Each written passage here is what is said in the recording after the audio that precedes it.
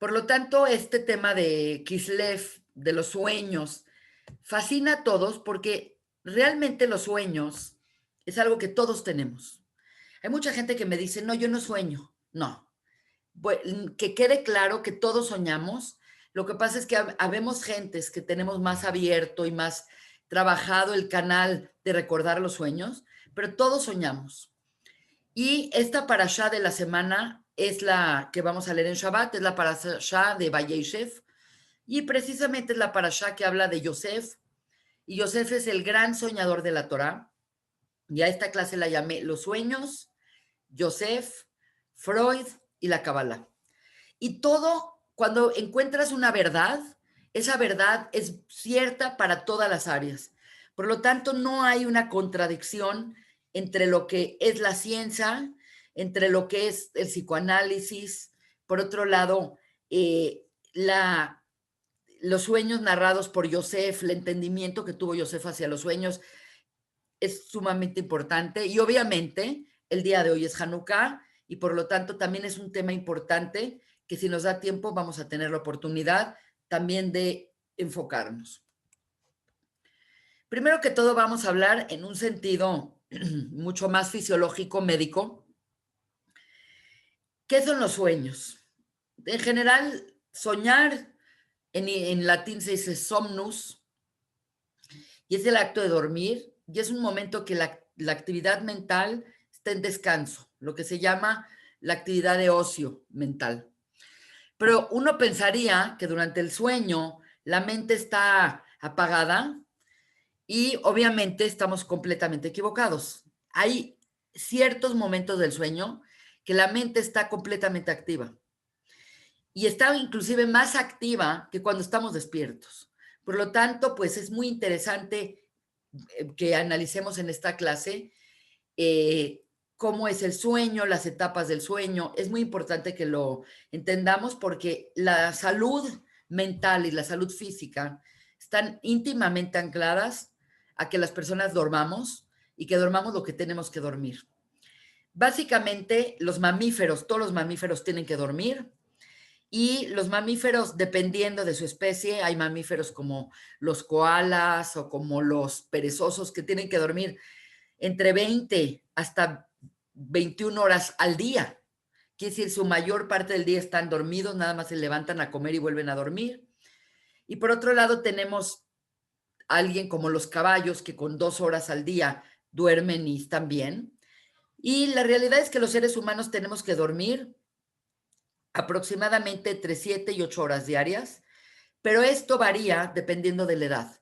Evidentemente, los niños muy pequeños, cuando nace un bebé, tiene que dormir mucho más y en cambio, la gente adulta, los mayores de edad, pues duermen menos. Es tan importante dormir que cuando una persona es deprivada del sueño, cuando una persona no puede dormir o intencionalmente lo deprivan de dormir, después de 3 días de una persona de no dormir, la mente se psicotiza, se vuelve uno psicótico.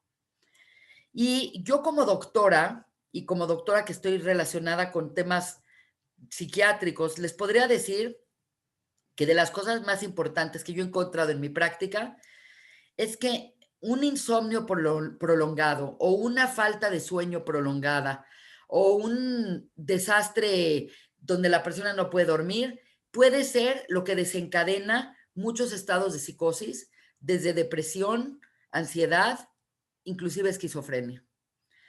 Por lo tanto, pues si una persona por su trabajo o por su estilo de vida duerme menos, tiene que tener un día de la semana o 2 días de la semana que compensen las horas que le faltaron. Entonces hay gente, por ejemplo, que un piloto puede ser que duerma muy poco, 2, 3 días, pero tiene que haber un momento en donde él se recupere.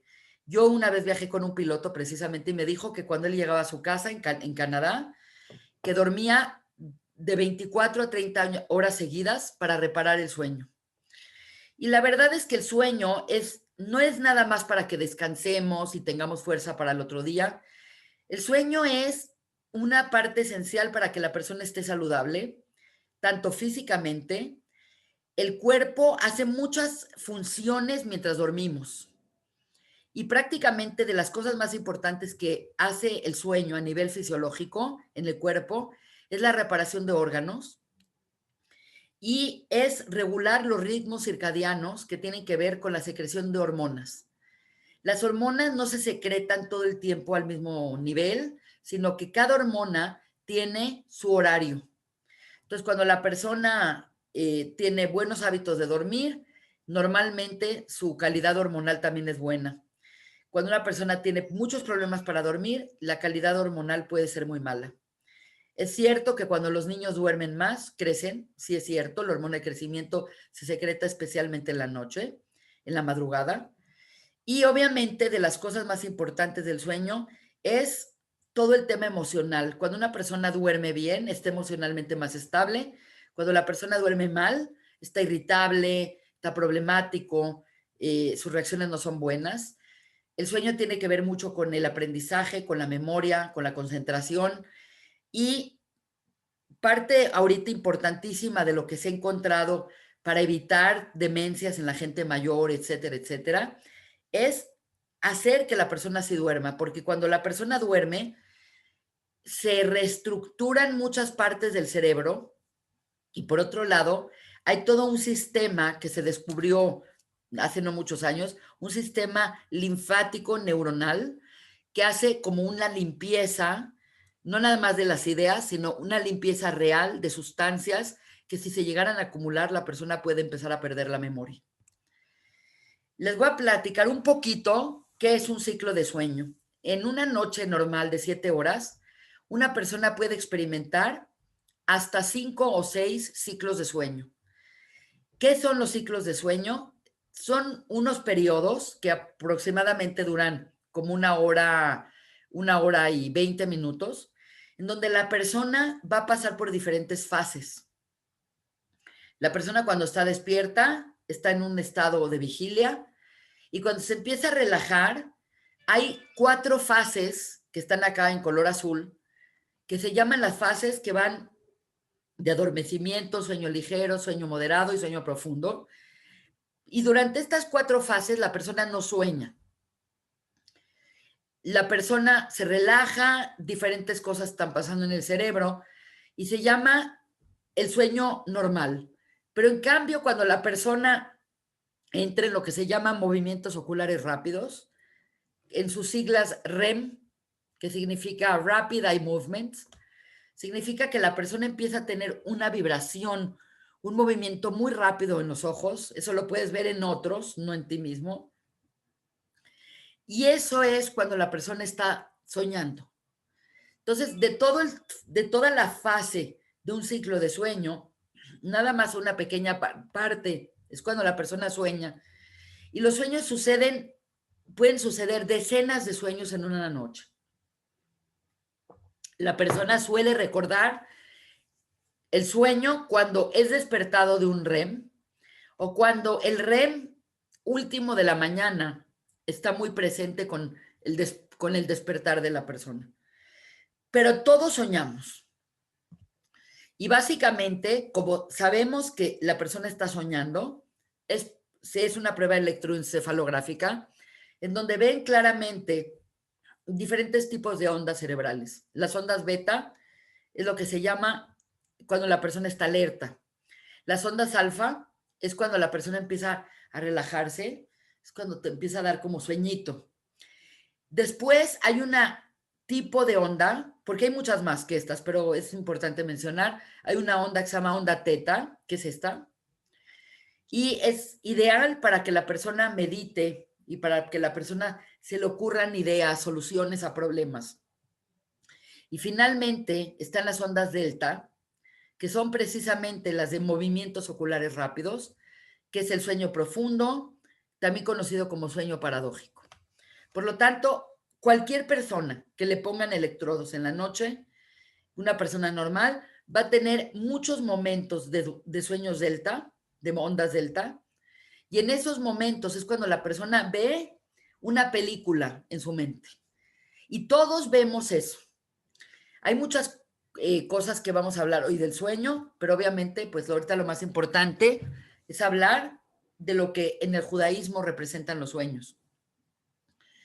Me animé a ponerle a esta plática, llamarla también y invocar a Freud, no para hacerlo atractivo, sino porque Freud fue la primera persona seria y la primera persona científica que se dio cuenta que los sueños no eran unas tonterías, que los sueños eran información sumamente importante para entender las pulsiones y las cosas que están pasando en la persona. Y él le llamó a los sueños la ventana de la psique. La ventana, aunque no lo crean, la palabra psique en alemán significa alma, no mente. Eso es algo que aprendí yo mientras estudié tanto psicoanálisis. Y él decía, es muy interesante porque la palabra para ventana en hebreo es jalón, jalón, como un jalón. Y curiosamente, el sueño se dice jalom. Por lo tanto, es sumamente interesante la relación que tiene la palabra jalom, como la palabra jalón, que significa la ventana, ¿a qué? Al subconsciente.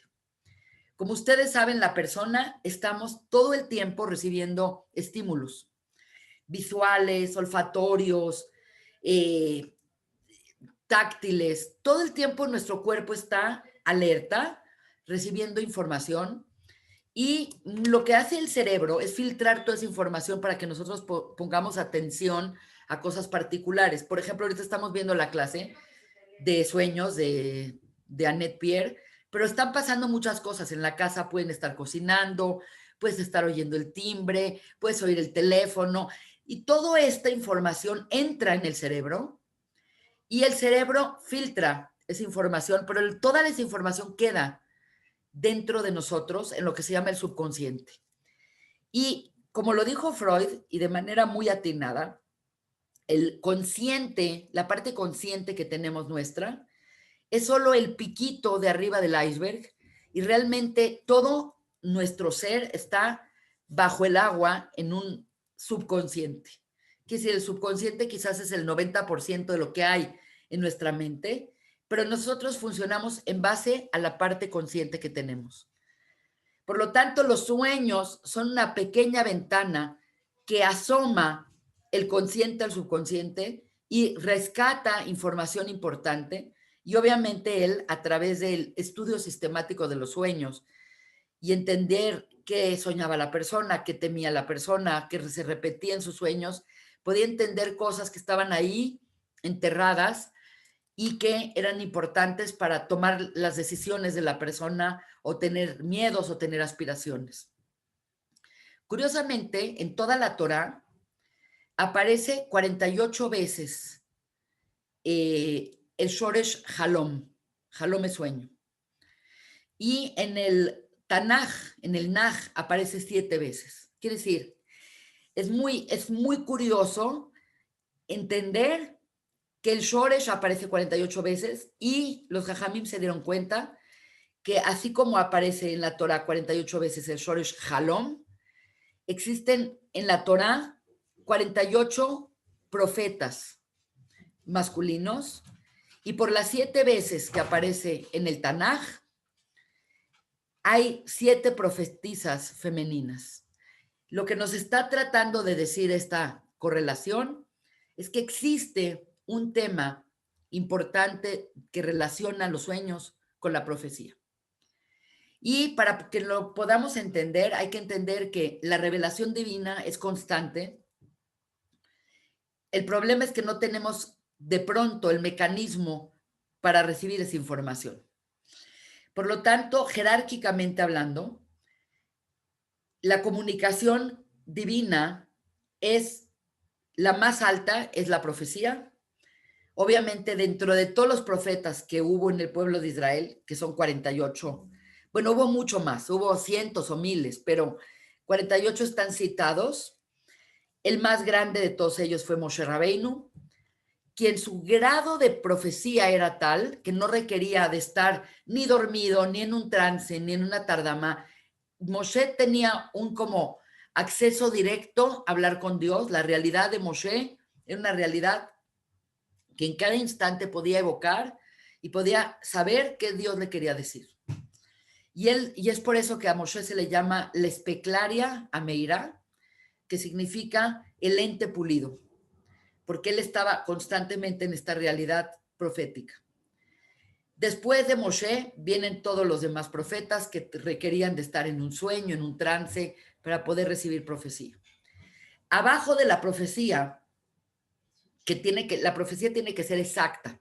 Los profetas Amitim de Am Israel son aquellos que dieron indicaciones exactas de cómo iban a pasar las cosas, y las cosas pasaban exacto como dijo. No podía haber ninguna diferencia entre lo que dijo y cómo sucedió, para que podamos decir que era un profeta verdadero.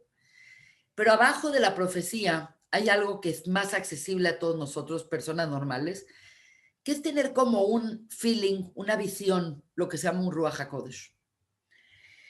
Y es así como cuando de repente te llega una idea, o piensas en alguien, en ese instante te lo encuentras, o te llegó una solución de algo que estás pensando y es completamente factible que así sea. Y obviamente lo que sí tenemos todos, que es jerárquicamente el nivel más común y corriente de todas estas comunicaciones divinas, son los sueños. Tal es el caso que dice la Torá, y dice el Talmud, y dice el Zohar, que la profecía es una sesentava parte, perdón, el sueño es una sesentava parte de profecía, pero también el sueño es una sesentava parte de la muerte. Entonces ahorita vamos a explicar esto con más detalle. Para que entendamos qué es un sueño, para entendamos qué sucede con el alma cuando una persona sueña, tenemos que saber que una persona observante del judaísmo, la primera cosa que dice en la mañana es Modea ni lefaneja melejai bekayam, shehezarta binishmati behemla rabel munateja, que significa un reconocimiento que nuestra alma durante la noche se desvinculó del cuerpo. No completamente, porque la desvinculación completa es la muerte, pero aparentemente el yesod de esta frase, de esta fila, es que nuestra alma siempre está aprisionada, siempre está contenida en el cuerpo, y precisamente la vida de una persona es la vinculación que hay entre el cuerpo y el alma. Entonces, cuando en la noche el cuerpo entra en un estado de basalidad, en el sentido de que baja el ritmo cardíaco, baja el ritmo respiratorio, baja la temperatura, la persona minimiza las funciones vitales corpóreas. Entonces, al bajar su nivel de cuerpo, se eleva el nivel del alma. Quiere decir, el alma es como una luz, y como ustedes saben, la luz siempre va para arriba, es como la flama. Nunca ves una flama que va para abajo, siempre la flama va para arriba. Y así es el alma. El alma es esa luz interna que tenemos todos dentro que nos eleva. La cuestión es que el cuerpo jala más normalmente que el alma en esta realidad. Entonces, cuando el cuerpo está quieto, cuando el cuerpo está en ocio y está en estado basal, el alma se eleva. Y el hecho es que hay mucha gente que ha experimentado lo que llaman el sueño astral, que es esta sensación de abandono del cuerpo y que el alma como un globo va flotando y ve inclusive su recámara, se ve a él dormido. Y es muy curioso porque mucha gente lo ha experimentado y es cierto, dice la Torá y dicen los jajamim, que el alma se levanta y cuando la persona se despierta precisamente se vuelve a vincular. Por lo tanto, no es una desvinculación total, porque eso sería la muerte, pero por eso es que en la mañana, cuando nos despertamos, agarramos y nos lavamos las manos, similarmente que como lo hacemos cuando vamos a visitar al panteón, y que quitamos la tumá, porque la noche es un momento de mucha tumá, como explicamos la clase pasada, y queda un poco de esa desvinculación, que es una probadita de la muerte en las falanges distales, y por eso lo lavamos y enunciamos estas palabras de Modéan y Lefaneja. Entonces, aparentemente lo que está sucediendo en la noche, y acá les va a quedar muy gráfico, es que el nefesh, que es el alma que está anclada a las funciones vitales de la persona, se pone en un estado que se llama dormita. La palabra dormita es como dormitando, como bajando su exigencia física, y por lo tanto hay una elevación de los elementos de nuestra alma superiores que son ruach y que es neshama. Me animé a poner estas tres figuras porque precisamente en la noche es lo que está pasando. Lo que sucede es que tenemos que entender que nosotros no es que tenemos compartimentalizada el alma. El alma tiene muchos aspectos, pero básicamente el alma de Malhut se conoce como Nefesh y tiene una relación con Olam Asiá. Olam Asiá es el mundo de la acción, el mundo físico. La parte del alma que está anclada al mundo físico se llama Nefesh y es el mundo de Malhut. La parte de nuestra alma llamada Ruach, y curiosamente el Ruach acá aparece como pulmones porque tiene una relación íntima con la respiración, el Ruach. Ruach significa viento. Se refiere a lo que es el Olam Yetzirah, que son las sefirot que van de Gesed hasta Yesod. Y el lugar donde todas las ideas y todas estas cosas las vemos y las captamos y todo, es la Neshama, que es a nivel cerebral, que es el mundo de Binah, Bria. Y obviamente Jochma, que es inclusive el mundo más alto, que es llamado Atzilut. Esta estructura que hablamos de ella precisamente en la clase de Sulam Yaakov, la escalera de Yaakov, dijimos que Yaakov tuvo un sueño en el que él vio una escalera. Y realmente explicamos en esa clase que lo que Jacob vio es cómo el alma va ascendiendo a planos superiores. Y es muy importante que entendamos que todo lo que hay en el mundo físico, en el mundo de Asia, es el reflejo de lo que hay en los mundos superiores. Lo que pasa es que aquí se materializa y aquí es conceptual, emocional, pero no se materializa hasta que llega hasta abajo. Por lo tanto, nuestra mente, cuando se desprende nuestra neshama, cuando nuestra neshama se libera del yugo del cuerpo, entonces la persona se eleva y es capaz de ver lo que hay en los mundos superiores. Y esto lo tenemos todas las noches. Todas las noches tenemos acceso a subir a estos mundos superiores. El problema es que cuando subimos a estos mundos superiores, las cosas son tan variadas y tan en poco orden que entonces pensamos que es una tontería los sueños.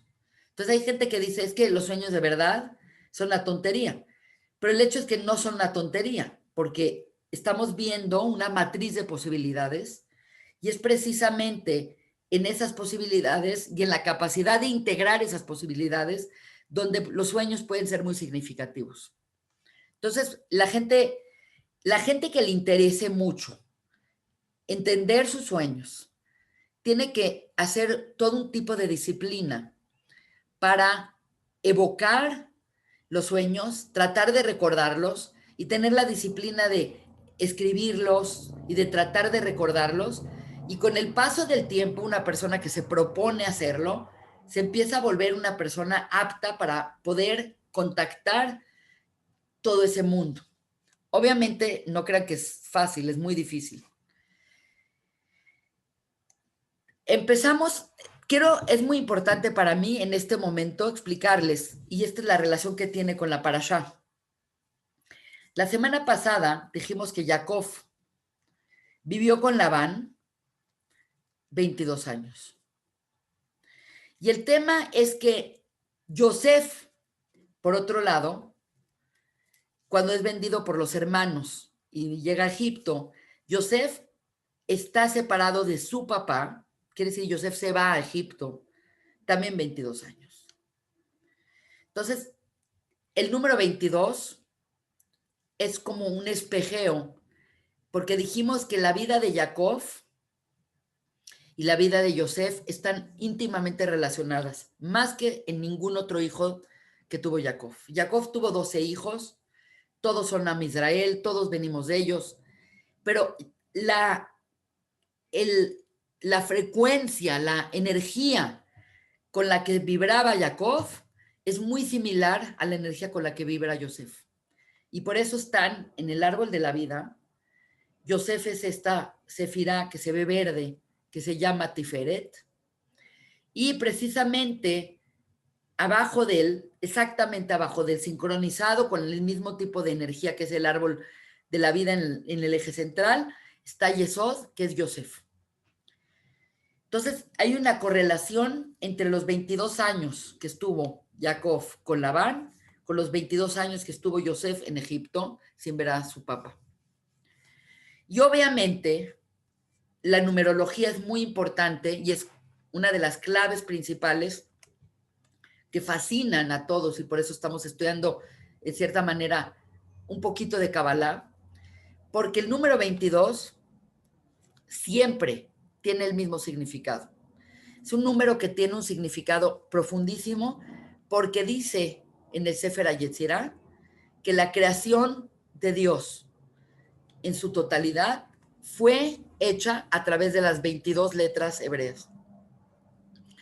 Como ustedes saben, las 22 letras hebreas son las letras que van de la Aleph a la Taf. Por eso cuando dice la Torah, Breshit bara Elohim et, la palabra et se refiere que creó el alfabeto. Y en base a crear el alfabeto, Dios hablaba y se materializaba el mundo. Esto es muy importante que lo sepamos porque inclusive la palabra abracadabra, que es así como la palabra favorita de los niños que ven estas cosas, es habrá que dibra, creó a través de su habla. Y la creación a través del habla es muy importante porque también nosotros creamos a través de nuestra habla. Lo que pasa es que no estamos conscientes y hablamos muchas tonterías y decimos muchas cosas que no son valiosas. Pero realmente la capacidad más alta del hombre y lo que lo convierte en Selemitmut de Dios es que tenemos la capacidad de hablar así como Dios habló.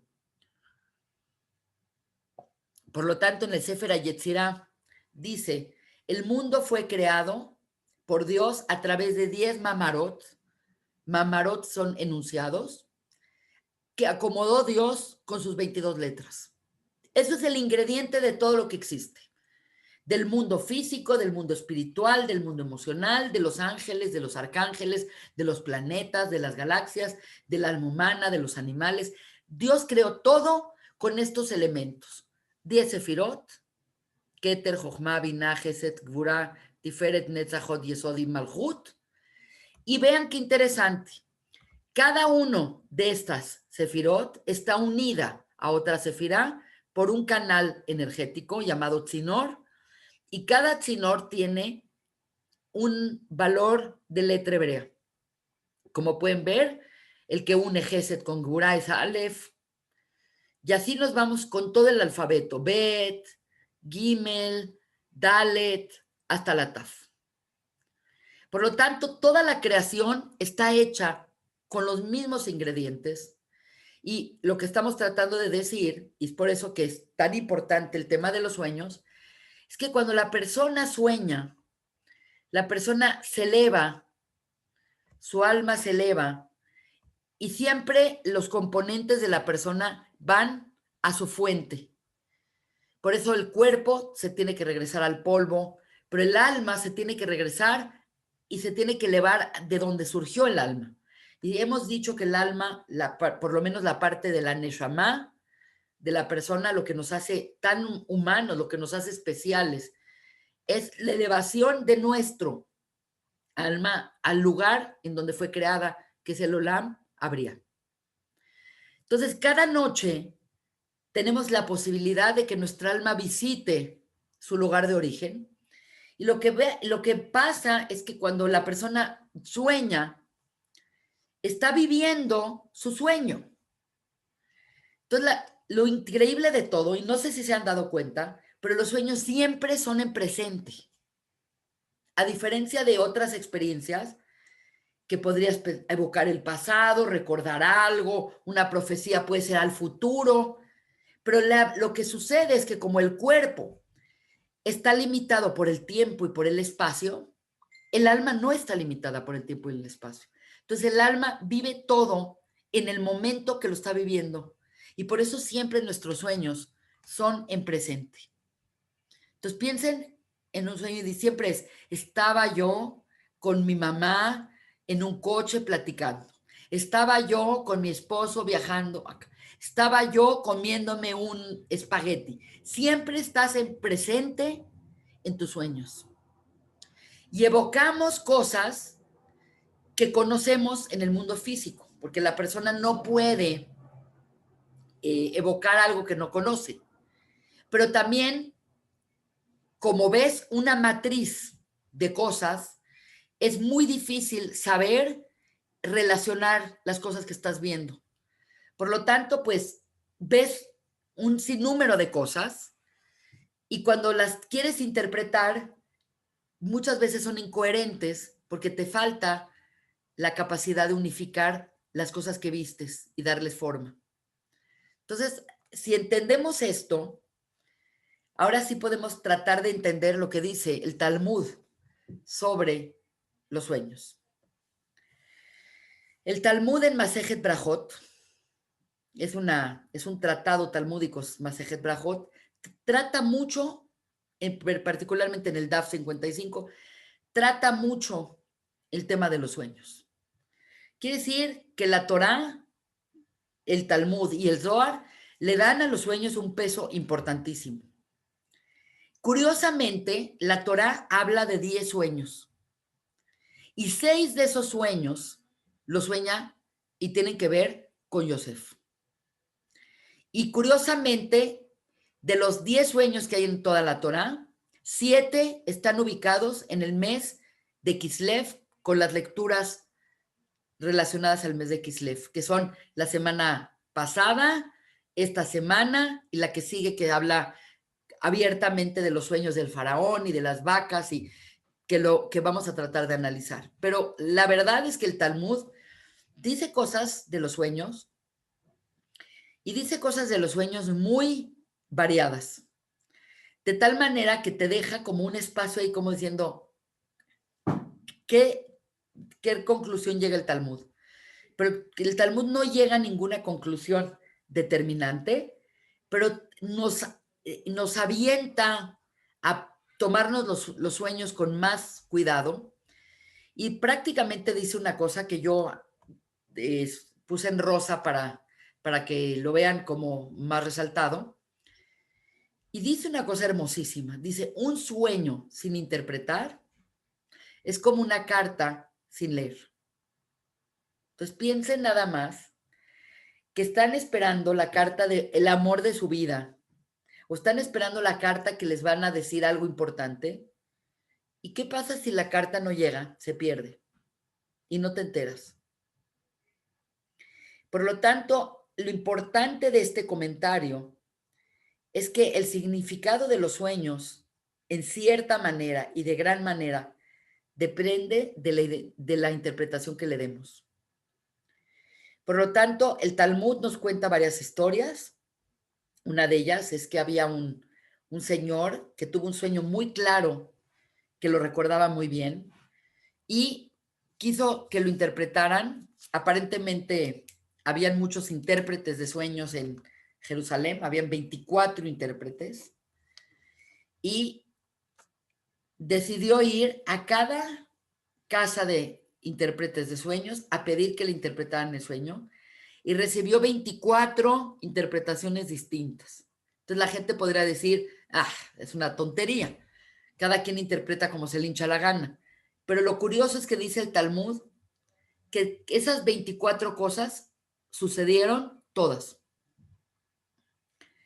Entonces, por un lado, la gente podría decir, lo que sucede es que la persona se predispone a lo que le dicen y bueno, cuando estás predispuesto a algo, pues eso pasa. Pero la cuestión acá es que sigue diciendo el Talmud y nos cuenta la historia de dos señores que están esperando una cita con un intérprete de sueños y los dos están muy mortificados con sus sueños. Y uno entró primero que otro y uno cuando entró no tenía dinero para pagarle al intérprete y el intérprete le dice, fíjate que lo que me dices es muy mal sueño porque seguramente tú tienes una bodega o tienes un lugar donde tienes mucha mercancía y según el sueño, yo me doy cuenta que todo tu inventario de cosas que tenías en la bodega se pudrió, le entró agua y se echó a perder y vas a perder todo tu dinero. Y va saliendo de ahí y encuentra todo exacto como le dijo el intérprete. Y el otro, que tenía un sueño muy parecido, pagó por adelantado y el intérprete le dice, ay, fíjate que particularmente tu sueño significa que tú esperabas recibir 10 cosas de producto y pues vas a recibir 30 y te vas a volver rico. Entonces, el Talmud como que te hace bolas, como diciendo como que el intérprete tiene un poder sobre lo que va a suceder en el sueño, como una premonición y como que la interpretación le va a dar forma al resultado del sueño. Entonces pareciera como que es algo muy maleable. Entonces el sueño no es que te están diciendo esto es y esto es lo que va a pasar, sino que el sueño es una información cruda, una información en bruto. Y según la interpretación y según cómo se verbaliza esa interpretación, va a afectar el resultado. Entonces, nos deja más confundidos de lo que empezamos. Por otro lado, dice, de manera muy interesante, dice, todos los sueños contienen un poco de verdad y un poco de mentira.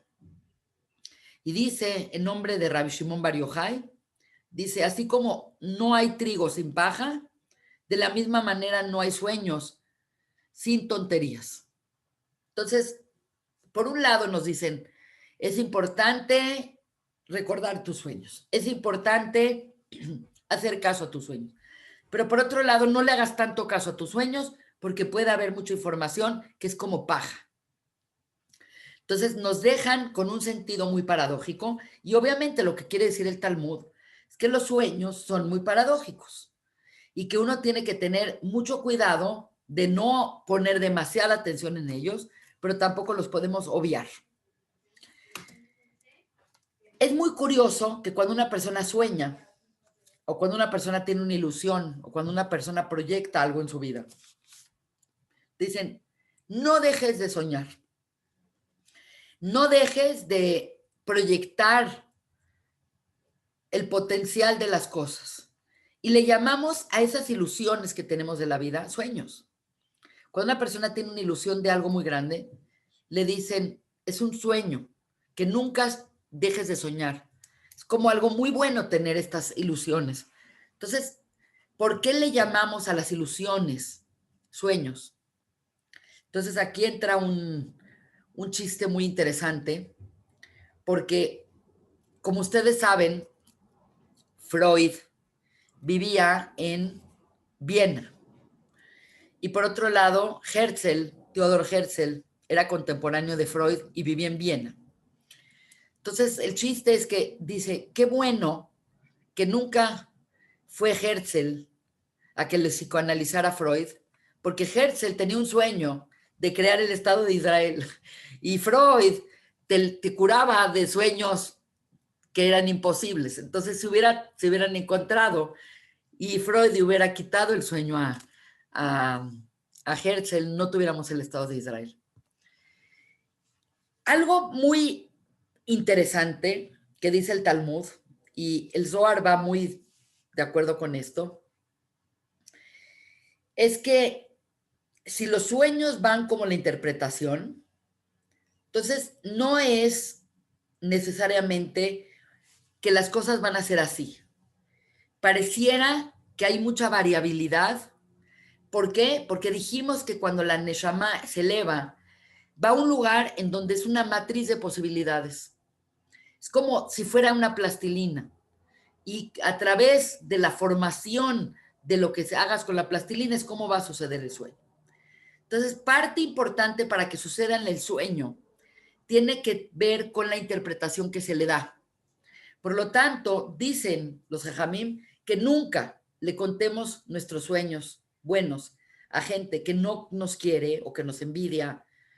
¿Por qué? Porque si el sueño va como la interpretación y vas y le cuentas tus sueños a alguien que no te quiere, entonces le puede dar una interpretación negativa y puede ser que no se cumpla.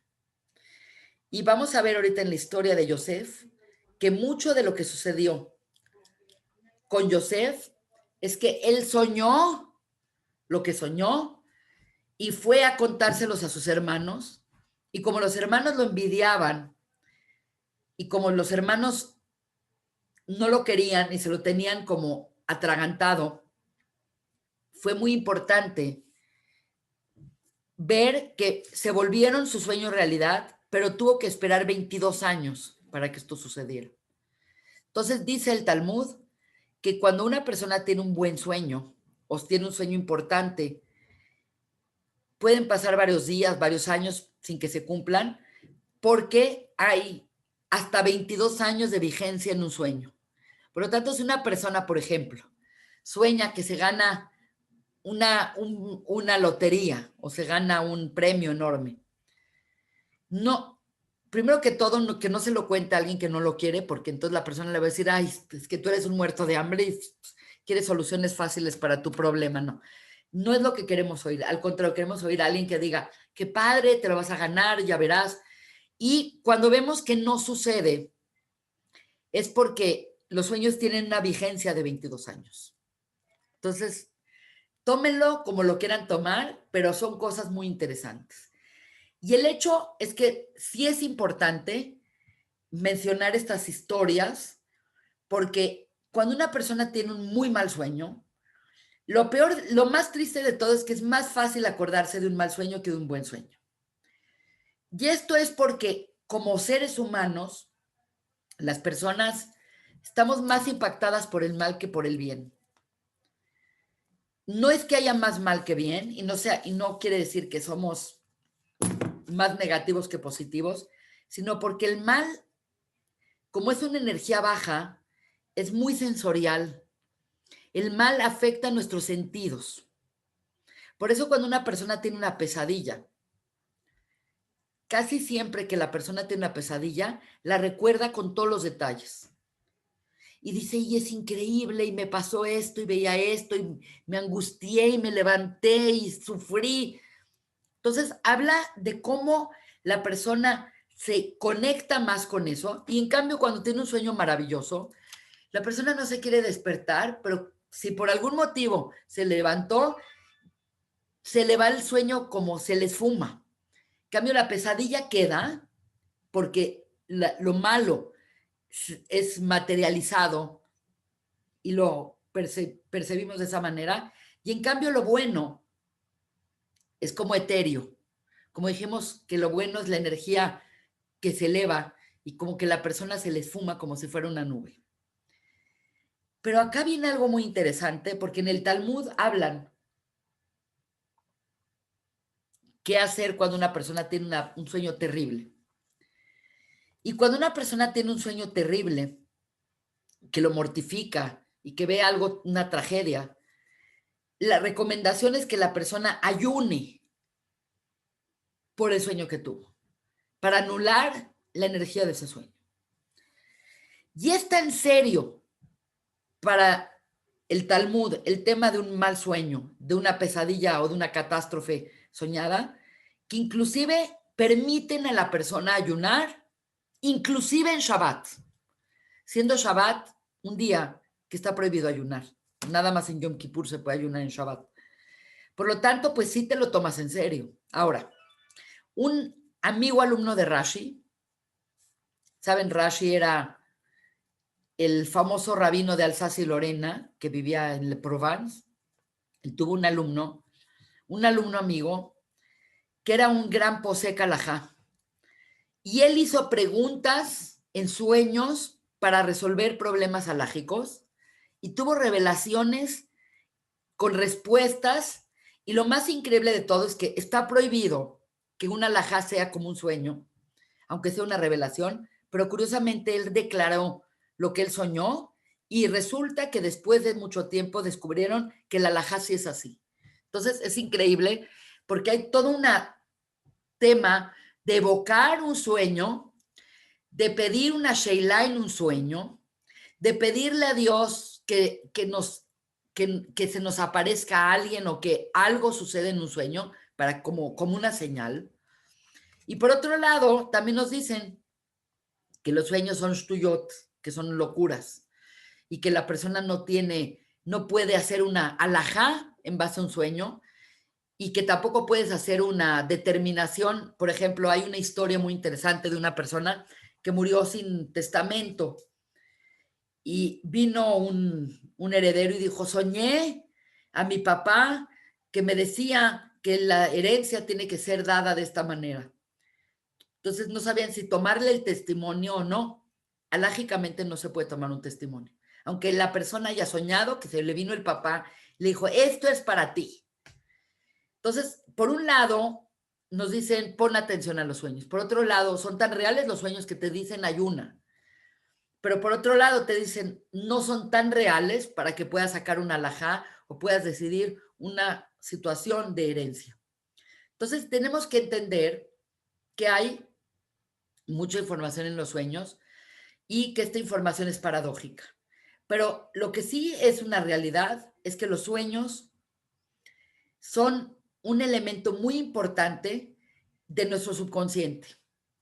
Y muchas veces cuando tenemos sueños y cuando estos sueños son repetitivos o son sueños que nos molestan, es muy importante que la persona analice los sueños y los resuelva, porque si no puede sufrir mucho la persona.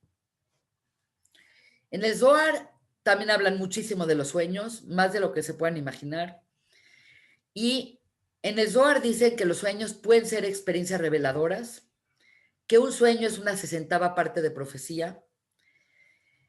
El Zohar mismo dice que tiene elementos falsos y elementos verdaderos, como dijimos, paja y trigo. Y una vez interpretado, puede influir enormemente en lo que puede llegar a suceder y que suceda lo que dice el sueño. Entonces, también dice el Zohar algo muy interesante. Dice que la profecía se nutre de las sefirot de Netzach y Hod. Quiero que vean, Netzach y Hod es esto y esto. Por lo tanto, todo lo que está por encima de Netzach y Hod, aparentemente tiene elementos de profecía, pero curiosamente Yosef, que es esta sefira que está acá abajo, que 10 Hod, no se considera un profeta. Entonces, esto es muy importante porque la persona que más soñó no es profeta, que es Yosef. Entonces, ¿cuál era su...? Vamos a ver que en estas parshiot la gente le cuenta sus sueños a Yosef. Y Yosef los interpreta, pero no es profeta. Entonces, ¿de dónde sacaba que iba a haber hambruna? ¿De dónde salía que al Sarah Mashkin y al Sarah Ofim le iban a dar sentencias distintas? Entonces, aparentemente, él, y esto es un tema importante, él durante estos 22 años, explicamos por qué Jacob tuvo que estar con Labán 22 años. Ahora vamos a explicar un poco por qué Yosef tiene que estar 22 años sin ver a la familia. Y yo me atrevo a decir que cuando una persona está atrapada, como Yosef estuvo atrapado con Potifar, en la cárcel, no tenía libertad externa, entonces la única cosa que le quedó es desarrollar un profundo conocimiento, un profundo autoconocimiento de sí mismo. Entonces lo que yo quiero explicar en esta clase es que la persona normalmente está dentro y fuera. Tienes una vida interna, tienes una vida externa. Y la realidad es que la parte externa ocupa normalmente mucho más tiempo a la persona que la parte interna. Una persona se dedica a meditar y a conocerse y a introspeccionar muy poco tiempo del día comparado con lo que dedica a trabajar, a hablar, a funcionar afuera. Entonces, el concepto de Joseph viviendo 22 años en una realidad interna significa que él tuvo la oportunidad de quitar todos los bloqueos energéticos que existían en su propio árbol de la vida. Entonces, quiero volverles a poner esta imagen, porque si estas uniones entre Sefirot fueran como un cableado, entonces lo que quiero tratarles de explicar es que él, durante los años que estuvo sin contacto externo, sin poder cambiar nada de lo que pasaba afuera, él se volcó a autoconocerse. Y por eso él tenía libertad de circular en estos sinoroto canales. El problema que tenemos nosotros, y esto es algo que lo tenemos que entender, es que estamos afectados en nuestro sueño y en el entendimiento de nuestros sueños por elementos que bloquean la energía. Entonces, la persona, por ejemplo, si sueña, si duerme después de haber cenado un steak y después de haberse comido un mole, piensen en alguien que a las 10 de la noche se echó su torta de carne o se tomó un steak o tomó un mole, va a tener agruras y va a tener el estómago lleno y va a tener mal sueño. ¿Por qué? ¿Por qué la gente tiene mal sueño después de ir a una boda o después de haber comido muy pesado? Porque el cuerpo no se relaja porque está haciendo digestión y porque tiene agruras. Lo mismo le sucede a una persona que tiene dolor. Una persona que tiene dolor no duerme bien.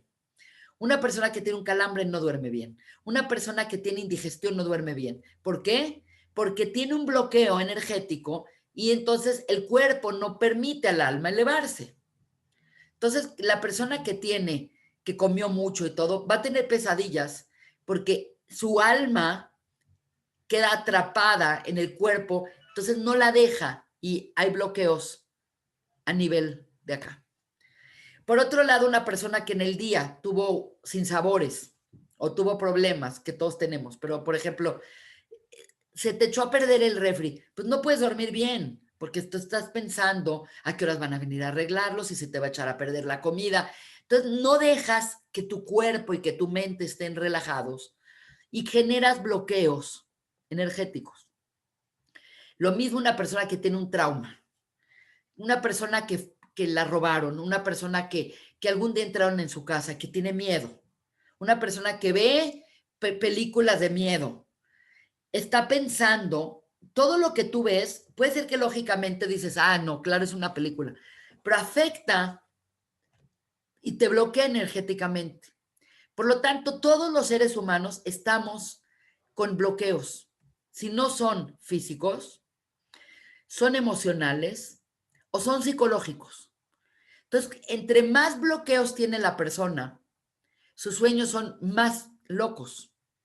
Pero en cambio, cuando una persona tiene un trabajo interno de limpiar su energía, de introspección, de análisis de sus pensamientos, de sus emociones, etcétera, etcétera, entonces la persona lo que sueña, tal cual es lo que ve. Y lo que ve, tal cual lo puede interpretar, porque tiene un orden. El problema de los sueños, como dijimos, es que ves toda la información y no ves el orden. Y eso es lo que hizo Joseph. Sus 22 años, es que tuvo 22 años para limpiar toda su cableado interno, emocional. Y por eso también es él el que la Torah le llama el tzadik, porque el tzadik se le dio el nombre de tzadik a Yosef, porque él pudo controlar sus instintos. Se le llamó tzadik porque él, pese a que estuvo tentado por la mujer de Potifar, y la mujer de Potifar lo seduce y lo agarra y se lo lleva a la cama, él pudo sostener quién es él porque él logró manejo energético de sus pulsiones más básicas, que son las sexuales. Entonces, lo que estamos viendo en Yosef con sus 22 años de estar ahí, y esto es algo que dice el Zohar, es que el ángel Gabriel es el ángel que revela los sueños. Entonces, hay una pregunta muy interesante que Yosef tenía 17 años cuando lo vendieron. Era un joven, era un adolescente. Y de repente, para cuando el faraón lo nombra el virrey, él de repente sabe de agricultura, sabe los idiomas, sabe de economía, sabe escribir, sabe hablar. ¿Cuándo aprendió eso? Entonces, dice el Midrash que el ángel Gabriel le enseñó todo eso, le enseñó los idiomas y le enseñó todo lo que aprendió para ser el dignatario que se convierte él. Entonces, yo estaba platicando esto con mi esposo y él me hizo ver una cosa muy interesante. Dice un Midrash que una persona cuando va a nacer, cuando está en el útero de la mamá, el bebé, el feto, el ángel Gabriel es el encargado de enseñarle toda la Torá y la persona cuando nace dicen que le pegan en la boca y se le olvida la Torá. Entonces la pregunta es, ¿para qué te la enseñan y luego para qué te pegan para que se te olvide? Entonces el concepto es brillante. Te enseñan toda la Torá y después se te olvida con la finalidad de que la descubras. Entonces, cuando tú estudias Torá, no estás aprendiendo algo nuevo, sino estás reconociendo lo que ya sabías y es una fuente de verdad y es una fuente de gran satisfacción para todas las personas redescubrir lo que ya sabían. No es una información nueva. La Torácula fue mostrada a nosotros, nuestra Neshama tiene conciencia total de eso y venimos a este mundo, hay un olvido de la Torá y el mérito de la persona es redescubrir su Torá. Pero a lo que me refiero es que el mismo ángel Gabriel que revela los sueños es el que nos enseña la Torá y es el ángel que le enseñó a Yosef todo lo que él sabía. Esto es algo que ya habla mucho el Zohar de eso. Por último, y no por eso más interesante, la Torá le llama a Yosef Ben Porat Yosef. Cuando lo bendice, Moshe le llama Ben Porat Yosef. Y curiosamente, vean, no está muy claro, pero la palabra Porat es Pei Reish Tet, Taf, perdón. La palabra Porat, curiosamente, significa belleza.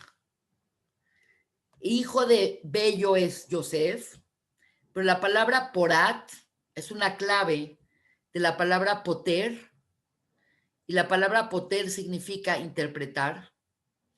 Y curiosamente, las mismas letras es la palabra Tofer, que significa unificar o coser.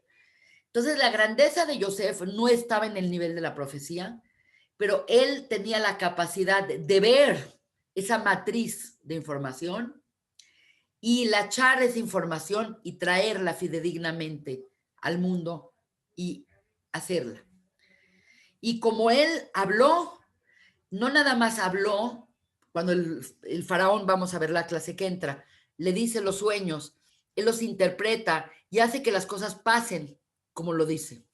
Entonces quiero en este momento, en esta parashá de Vayeshev, es la parashá que aparecen los dos sueños de Yosef. El primer sueño, el de las espigas de trigo, y el segundo sueño, el de las estrellas, la luna y el sol. Entonces, hay que entender algo acá que está sucediendo. Uno, dijimos que Yosef no es un profeta. Por lo tanto, estos sueños no son sueños proféticos. Entonces, hay algo acá muy interesante. Cuando Yosef tenía 17 años, Joseph estaba hiper metido en sí mismo, como cualquier chavo de 17 años. Parte de lo que nos fastidia de los adolescentes es que están como en su mundo, con su música, y ruidosos, y presumidos, y se sienten el centro del mundo.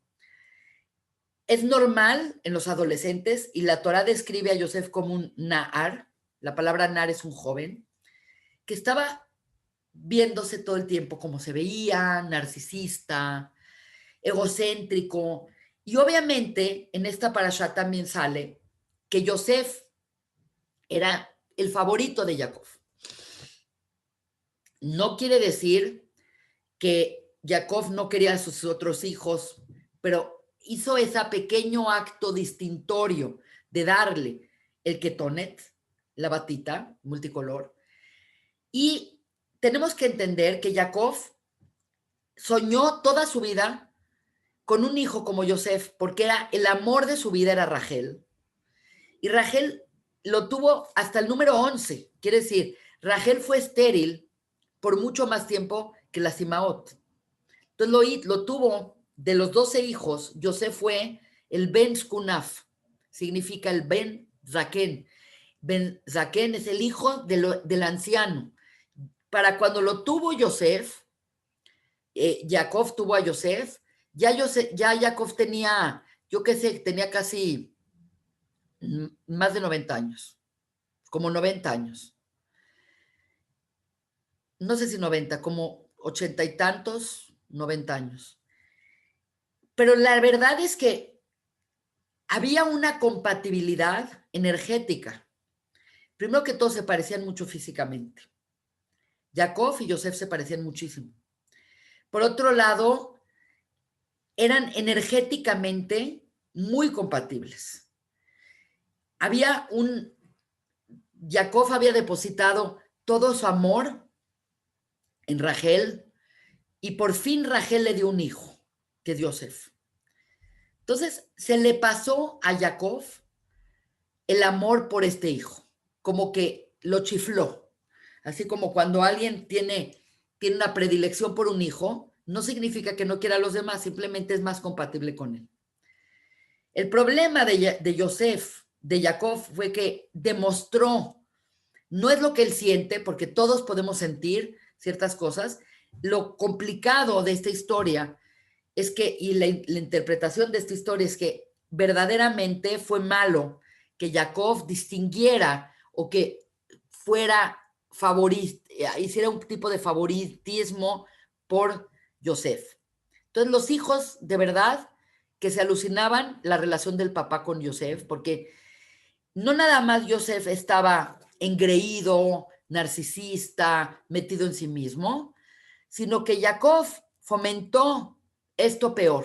Entonces los hijos los hermanos lo tenían como, se lo alucinaban y decían, este es un pisher y se siente como que quiere ser el héroe de nosotros, el rey de nosotros, el líder de nosotros. Y por otro lado, los hermanos ya tenían más de 30 años. Entonces lo veían a este niño como un niñito metido en sí mismo. Y es una muy mala cualidad, tanto el narcisismo como el egocentrismo, son cualidades que pueden llevar a una persona a ser idólatra. Entonces, vamos a analizar un poco el primer sueño y después vamos a ver por qué vuelve a soñar. La primera cosa que nos llama la atención es que cuando Yosef sueña, es lógico que él soñara, porque él estaba como metido en sí mismo y estaba metido en este tema de sentirse superior a los hermanos. Entonces, el primer sueño va atrás de los hermanos y le dicen, le ruego que oigan mi sueño. Y ahí te das cuenta que había algo mal en Yosef, porque ¿por qué rogó que le oigan el sueño? Entonces, el primer sueño llama a los hermanos y les dice, estábamos todos recogiendo gavillas de trigo, cuando de pronto ustedes y sus gavillas hicieron un círculo y mi gavilla se fue al centro y sus gavillas de trigo se inclinaron a mi gavilla. Entonces, cuando los hermanos oyeron esto, no lo odiaron, nada más se lo alucinaron, pero dice la Torá que lo oyeron y ya.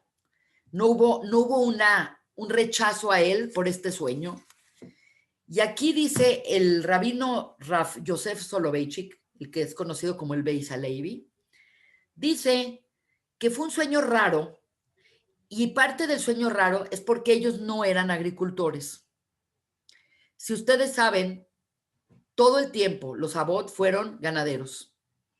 Por lo tanto, era un sueño como que no encontraron ningún significado negativo, porque mi trigo, tu trigo, como que no era un producto de ellos. Y el tema es que ellos aparentemente lo que interpretaron es que como Yosef tenía algo que ellos no tenían, que era la batita, él se sentía el centro del mundo por su batita que le habían dado especial. Dice el Talmud, por 2 metros de tela que compró diferente Jacob para Yosef, es que los Yehudim tuvieron que bajar a Egipto y estar en la esclavitud.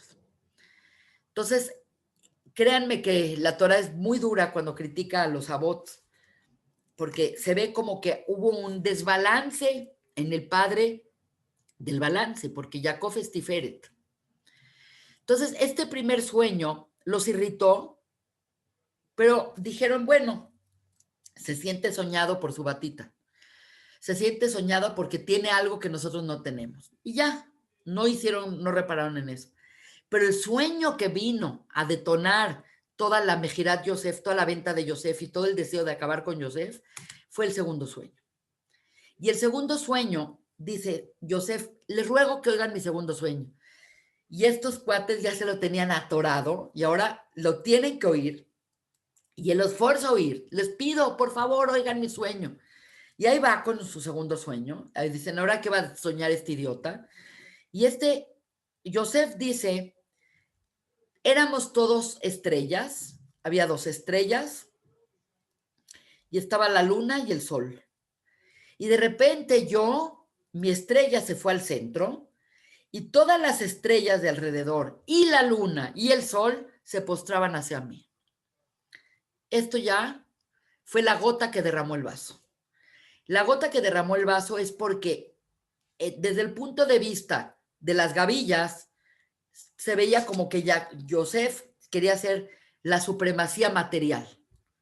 Quería tener más cosas que los hermanos. No lo tomaron en serio. Pero lo que irritó a los hermanos es a nivel espiritual, como que los astros es a nivel más alto, y que la luna y el sol, obviamente las estrellas son los hermanos, que son 11, y la luna es la Simaot y el sol es el papá. Entonces los hermanos le dijeron, ¿sabes qué? Una cosa es que te sientas superior a nosotros y otra cosa es que quieras que tus propios padres te rindan pleitesía.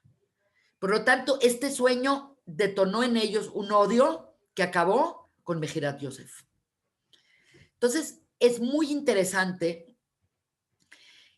el análisis que hace el Beis Halevi de esto. El análisis es que ¿por qué Yosef rogó que lo escucharan? Entonces, tomando en cuenta lo que dijimos que los sueños suceden porque son verbalizados. La verbalización de un sueño va a afectar en que el sueño suceda.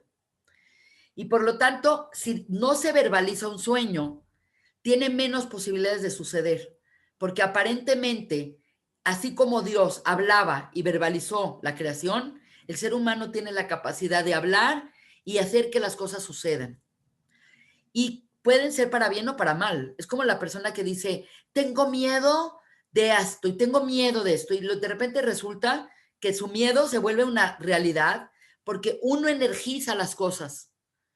Y cuando una persona habla y cuando una persona dice las cosas, les da kium. Kium es las energiza y las vuelve una realidad. Entonces, el deseo de Yosef de que lo escucharan es porque él quería que sucedieran. Entonces, los hermanos obviamente dijeron, este es un niño de 17 años que se quiere volver el líder nuestro y no tiene ningún mérito. Y el hecho es que en efecto no tenía méritos. Era prematuro ese sueño de grandeza, de realmente el sueño de grandeza, ese sueño de egocentrismo, ese sueño narcisista, estaba fuera de lugar. ¿Por qué? Porque no tenía Yosef los méritos para en ese momento ser el líder. Y por eso se tiene que ir 22 años a una experiencia que le quite lo narcisista, que le quite lo egoísta. Precisamente Dios lo pone en una situación donde no puede controlar nada. Yosef primero es vendido como un esclavo, es comprado por Potifar, y aunque lo pone como el mero mero de la casa, seguía siendo un esclavo. Y después lo meten a la cárcel, donde no tiene ningún tipo de libertad. Es cierto que se vuelve el más importante en la cárcel, pero finalmente tampoco él se puede liberar a sí mismo. Entonces, todo este concepto de meterlo en el pozo es el concepto de hacerle din y exponerlo a que se mejoren sus cualidades, porque cuando lo venden, hay una prueba muy grande de que los hermanos no lo hicieron nada más porque lo odiaban o porque lo envidiaban. De los hermanos que estaban ahí, eran 10, porque Benjamín estaba con el papá. Y dice la Torá que Rubén tuvo que ir ese día a servir al papá. Cada día uno de los hermanos iba a servir al papá. Entonces quedaron 9. Y sabemos que Shimón y Levi lo quieren matar. Sale Yehuda y dice, no toquen al joven y mejor lo metemos al pozo, que es terrible porque dicen que el pozo estaba lleno de alacranes y serpientes, pero como diciendo que no estén en nuestras manos matar al joven. Y Rubén, cuando se fue, dijo, voy a esperar que se les pase el coraje y yo voy a venir, lo voy a salvar y lo voy a regresar sano y salvo. Entonces, cuando vemos la decisión de venderlo, la tomaron 9. Y para que algo haya consenso, tiene que siempre haber 10, como el concepto de Minyan. Entonces dice el Zohar que el Minyan lo formó Dios. Dios estuvo de acuerdo de la venta de Yosef, porque Yosef en el camino que iba, del papá fomentando este egocentrismo, este narcisismo, iba a caer en idolatría. Por lo tanto, se tiene que exiliar 22 años para que él madure y se vuelva verdaderamente un líder. Y el hecho es que tal cual así pasó. Después de 22 años, los hermanos tienen que buscar comida y precisamente van a buscar trigo y van y se inclinan a él a buscar el trigo. Y por otro lado, en efecto, en algún momento, él como virrey llega todo a Israel, llegan los hermanos con la Simaot, con Jacob, y todos se inclinan a Yosef. Por lo tanto, lo que vemos acá es que en efecto, él vio y él hizo que esto sucediera. Lo que pasa es que él quería que fuera antes y fue después porque fue por mérito propio. Para terminar esta clase y dejar un espacio de preguntas, quiero explicarles que la persona maneja, todos los seres humanos manejamos ciertos tipos de energías. La energía baja es la energía que se materializa y la energía alta es la energía que se eleva. Entonces, la energía baja, como ustedes pueden ver acá, me gusta mucho este cono energético, es la vergüenza, el miedo, la apatía, el sufrimiento. Siempre que una persona está negativa, atemorizada, ansiosa, deprimida, le pasan cosas malas. ¿Por qué le pasan cosas malas? Porque la energía baja, como pueden ver acá, está hacia abajo y dijimos que en la parte baja está Malhut, que es la parte de materialización. Y en cambio la energía alta es la paz, la alegría, la empatía, la aceptación, el ánimo se eleva. Entonces, la persona las personas tienen una disposición a ser positivas o negativas, pero también las personas tenemos libre albedrío y podemos decidir en qué pensamos y en qué nos enfocamos. Cuando una persona tiene miedo, por ejemplo, el clásico caso, ¿tienes miedo que te muerda el perro? Te muerde el perro. Uno atrae las cosas. Tienes miedo de que te roben, te roban. Tienes miedo que te pongan una multa de tránsito, te la ponen. Pareciera que uno atrae y jala las cosas. Esto lo estoy mencionando porque en los sueños esto es exactamente como lo tenemos que manejar. Un buen sueño se lo tenemos que contar y lo tenemos que materializar y lo tenemos que bajar hablándolo y se lo tenemos que contar a gente que nos los interprete para bien. Y la gente que te quiere bien, y la gente que no te envidia, y la gente que te desea lo mejor, siempre te va a interpretar bien los sueños. Nunca contemos los sueños, dice el Zohar, a gente que no nos quiere. Ahora, los sueños malos no hay que contarlos para que no se materialice. Entonces, si una persona sueña con que alguien se murió o sueña con que alguien perdió a menos que fuera un sueño de premonición, entonces podemos poner atención y decir, bueno, me voy a ir con cuidado. Si soñé con un choque, ¿sabes qué? A lo mejor ese día no salgo. O voy a manejar con mucho cuidado, o no voy a correr, o me voy a ir con el cinturón bien puesto. Quiere decir, los sueños sí tienen un elemento importante y la interpretación que se le da es en base a tratar de que los sueños se vuelvan realidad. Por lo tanto, pues los buenos sueños hay que contarlos a gente que nos quiere bien. Los sueños malos no hay que contarlos. Los sueños malos hay que nada más estar alertas de esos sueños. Y por otro lado, sueños que nos disturban mucho, hay que no energizarlos y una forma de no energizarlos es ayunar un par de horas o decir un poco de Teilim, como que aligerar la carga del sueño. Por lo tanto, pues la clase que entra tendremos la oportunidad de analizar los sueños y entender cómo cómo Yosef recibió el sueño, cómo lo interpreta y cómo no nada más lo interpreta, cómo planea y lo proyecta para que el faraón le haga caso. Quiere decir, la grandeza de Yosef no estaba tanto en su capacidad profética, porque no es profeta, sino estaba en su capacidad de entender la psicología humana. Es muy interesante, pero tanto Yosef como Freud, su papá era Jacob. El papá de Freud se llamaba Jacob, el papá de Yosef también era Jacob.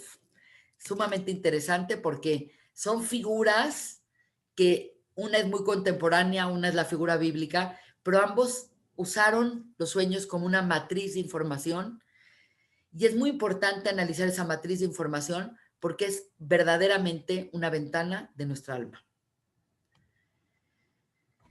Estamos acá, preguntas, tenemos unos 5 o 6 minutitos. ¿Alguna pregunta importante? Alguien que quiera contar un sueño, yo se lo voy a interpretar bien. Yo quiero a todas mucho, así que les voy a dar la buena interpretación.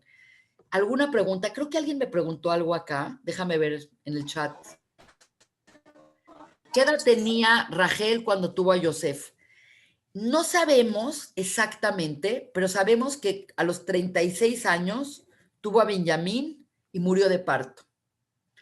Y creo que la diferencia entre Benjamín y Yosef no era más de unos 5 años, 5 o 2 años. Entonces estaba ahí como, no tengo idea, porque a los 17 años Yosef ya estaba huérfano de mamá. Entonces, hay algo muy interesante, y hoy que es Hanukkah hay que mencionarlo. El total de velitas que prendemos en Hanukkah son 36. Y los años que vivió Rachel son 36.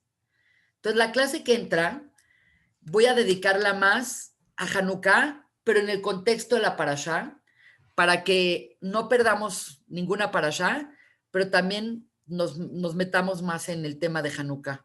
Hay un tema muy central de Hanukkah, con Kislev, con los sueños, con la Simaot, particularmente con Rachel, pero bueno, esta clase ya no es para eso.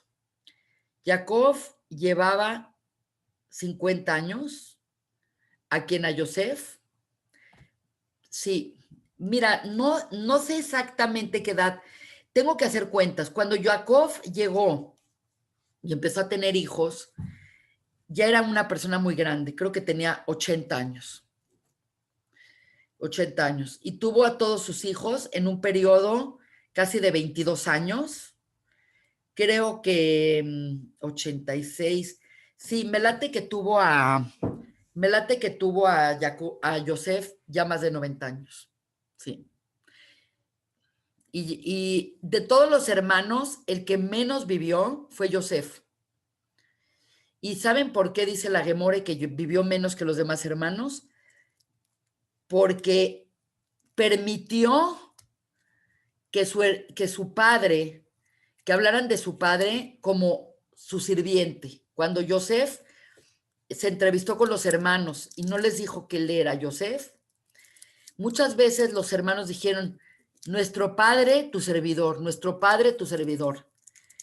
Y él, al aceptar esa como servilidad de los hermanos y del padre hacia él, le quitaron años de vida.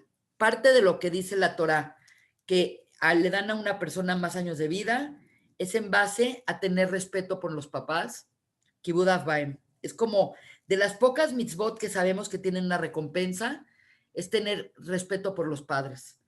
Dice que una persona que tiene respeto por sus padres tiene garantía de que va a vivir mucho más años que la persona que no los tiene. Entonces, él vive 110 años, Joseph, y los hermanos viven como 160, 140, todos vivieron más que Joseph. ¿Alguna otra pregunta? Lili, tienes que... Sí, Ya, una pregunta. sí. ¿Cómo se contaba en aquel tiempo el calendario? 160, si nuestro calendario es lunar. No, la verdad es que el tiempo siempre ha sido igual y la edad de las personas fue decayendo para cuando Moshe Rabbeinu ya vivía, él que vivió como la vida más plena de alguien, vivió 120 años y por eso decimos que vivas hasta 120 años.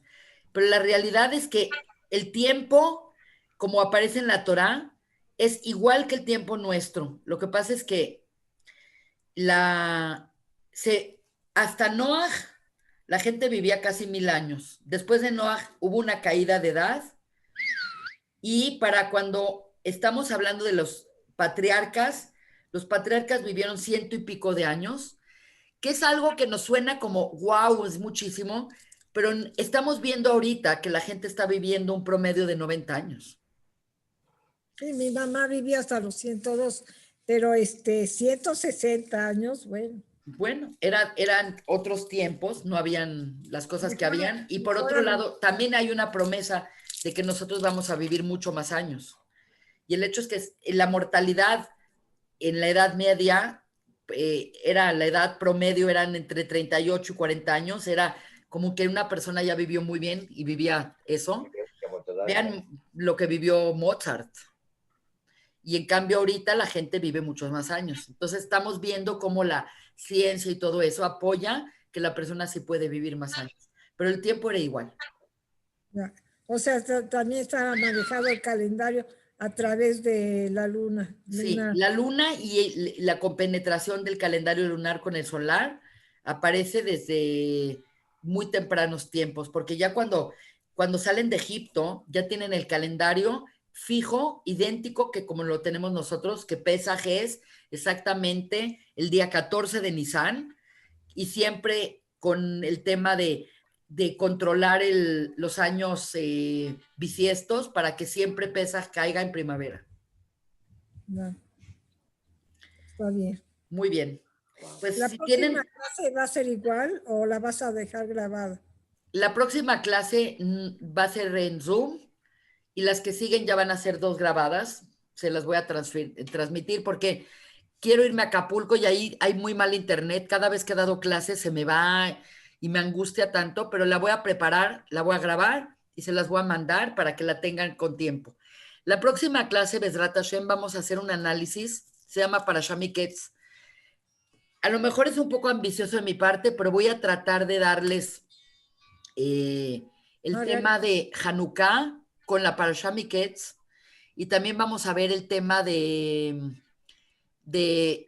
la Parashá en el Zohar y entender qué es la Parashá con respecto a Hanukkah.